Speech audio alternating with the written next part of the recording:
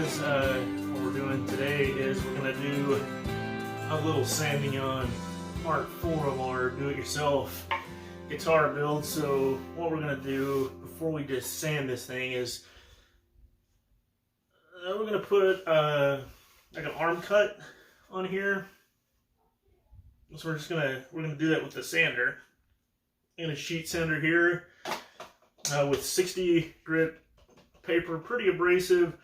And I'm just gonna take just a little bit off of this top part right here. We're gonna just sand that down, just make an arm cut, and we're also gonna cut a little notch out of the back for a belly cut.